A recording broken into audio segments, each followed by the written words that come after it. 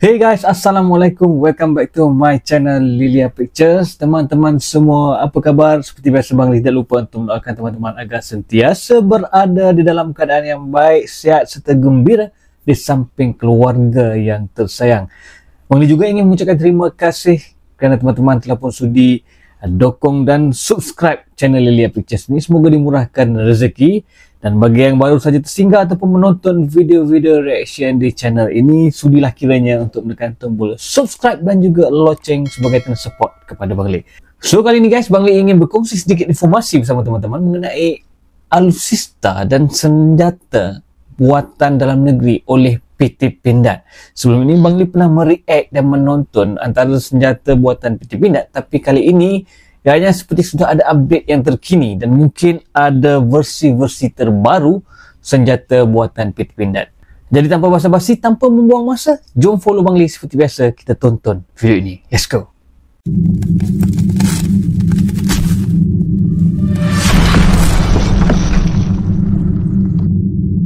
Ini adalah senjata-senjata buatan PT Pindad dari Likma Channel. Seperti biasa, sudah lama Bang tonton dari Likma Channel ya.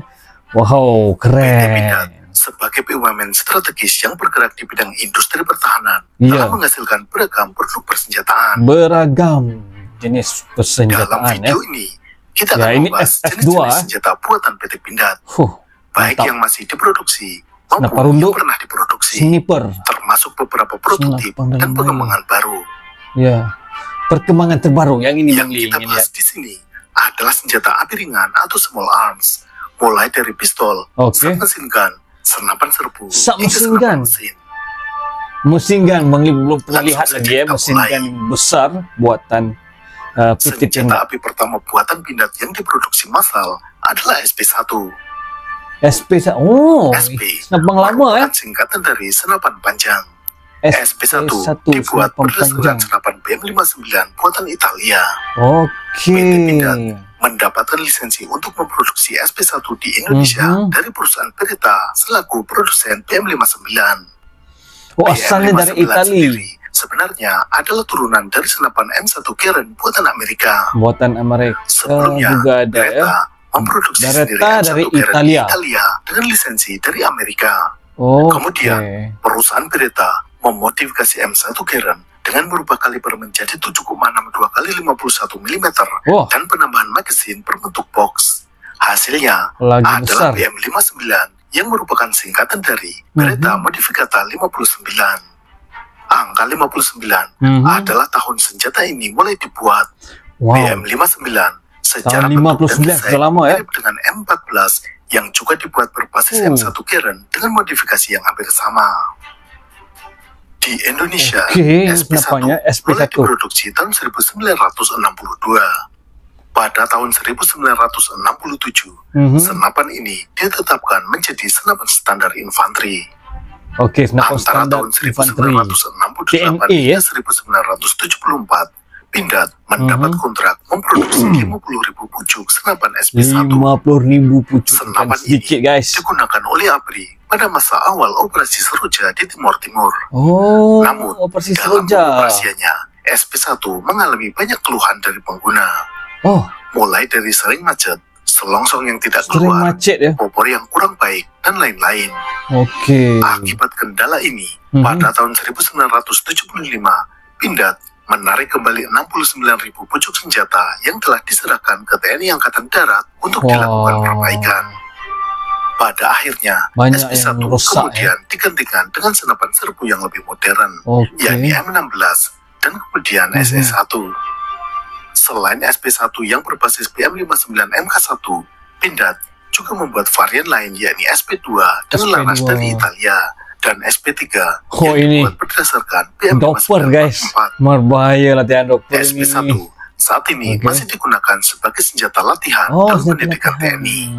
Pada tahun 70-an, PT Pindad mencoba mengembangkan senapan serbu desain dalam negeri. Desain ini mengambil acuan dari senapan Ermelite AR-18 dari Amerika. Oh, juga dari Hasilnya Amerika. adalah prototip senapan serbu SS-77 dan SS-79. Namun, berdasarkan pertimbangan dari Badan Pengkajian dan Penerapan Teknologi atau BPPT, untuk bisa memproduksi sendiri senapan serbu dari nol, dibutuhkan waktu minimal 8 tahun. 8 Cara yang tahun, lebih cepat adalah mengambil lisensi senapan yang sudah ada dan teruji keandalannya. Iya. Maka dicarilah kandidat senapan serbu dari luar negeri yang akan dibeli lisensinya. Oh, dibeli Ada 6 lisensinya lebih senapan mudah serbu ya. yang diuji. Dari 6 tersebut terpilih 3 kandidat kuat, yakni M16 dari Amerika, HK-33 dari Jerman, dan FNG dari Belgia. Yang menjadi kandidat utama sebenarnya adalah HK-33. Namun mekanisme HK-33 membutuhkan teknologi yang rumit dan mahal dalam proses pembuatannya. Maka senapan ini tidak jadi dipilih. Kandidat favorit kedua adalah M16. Namun syarat-syarat jika ingin memproduksi senjata ini terlalu ketat, termasuk dalam penggunaannya. Jumlah produksi juga dibatasi. Maka M16 juga batal. M16 juga batal, guys. Akhirnya dipilihlah FNG dari Belgia. Bahkan FN Herstal bersedia memberikan alih teknologi 100% dalam produksi senapan ini. TOT, guys. Jumlah produksi juga tidak dibatasi.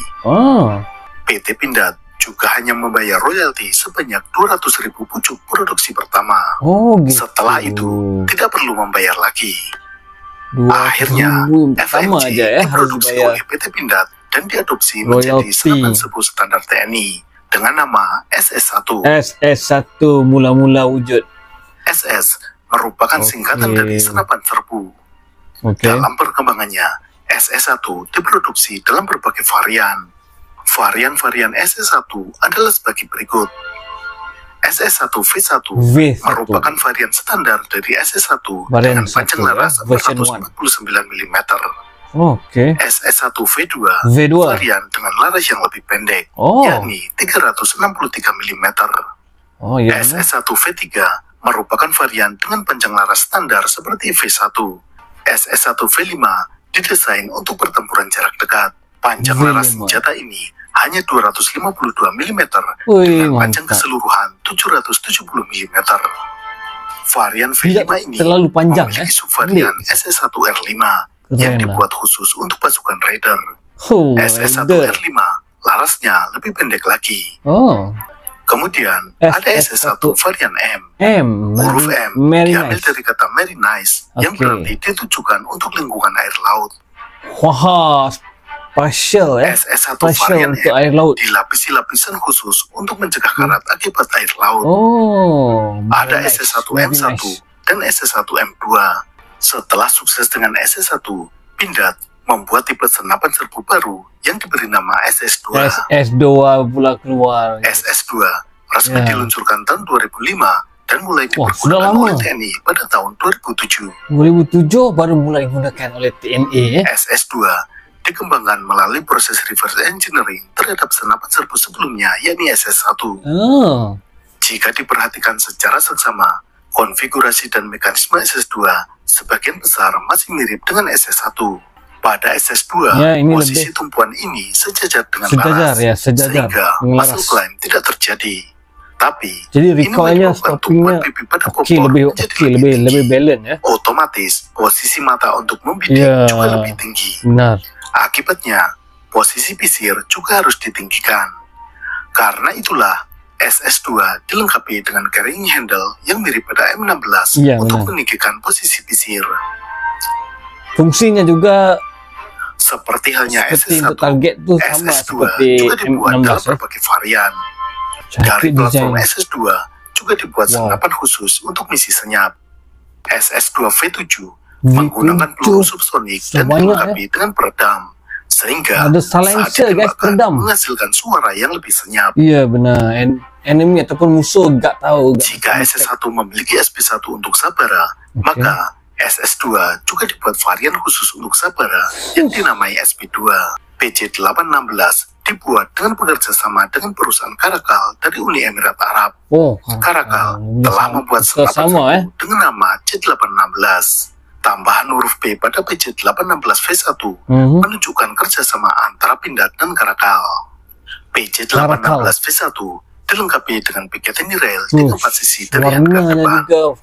Sedangkan AM1 menggunakan sistem mounting M-block untuk pemasangan aksesorisnya. Ini kayaknya sesuai sistem M-block jelas lebih ringan daripada picatinny rail. PT Pindad juga telah membuat senapan khusus bawah air yang diberi nama SSBA atau senapan serbu bawah air. Senapan serbu bawah air SSBA. Dari segi bentuk, SSBA ini sangat mirip dengan EPS buatan Rusia. Mengli respect. Sekarang kita bahas senjata genggam atau pistol. Pindad juga telah memproduksi berbagai jenis pistol. Pistol pertama diberi nama Pindad P1, merupakan versi Indonesia dari pistol FN Browning High Power. Kemudian penerus P1 adalah pistol P2. Berbeda dengan P1 yang masih menggunakan mekanisme single action, mekanisme picu P2 sudah double action. Namun, kaliber yang digunakan tetap sama, yakni 9x19 mm. Kemudian, ada pistol P3 yang berukuran lebih kecil dan menggunakan amunisi kaliber 32 SCP. Selain pistol semi-otomatis, Pindad juga memproduksi pistol jenis revolver. Revolver buatan Pindad diberi nama R1 dan R2. Perbedaannya ada pada panjang larasnya. Revolver R1 memiliki panjang laras 4 inci, sedangkan R2 hanya 2 inci. Kembali ke pistol semi-otomatis, setelah seri P yakni P1, P2, dan P3, Pindad mengeluarkan seri pistol generasi kedua yang lebih modern, yakni pistol G2 atau generasi 2. G2 ini dibaca dengan bahasa Inggris, yakni G2, sehingga terdengar seperti G2 yang berarti tepat atau akurat. G2. Pistol G2 menggunakan amunisi kaliber 9x19 mm.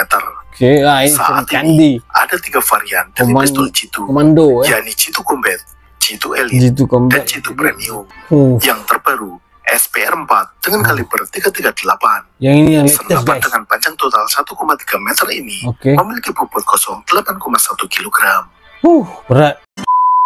Gimana teman-teman, itu dari tadi update yang terkini juga mengenai jenis-jenis senjata ringan buatan PT Pindad yang dah semakin mendunia. Siapa lagi yang nggak kenal lagi dengan PT Pindad? Bang Li mula-mula react dulu, video reaction pertama Bang Li buat dulu juga melibatkan tentang PT Pindad. Karena apa? Karena Bang Li terkejut, kaget dan kagum melihat rupa-rupanya di Indonesia sebuah perusahaan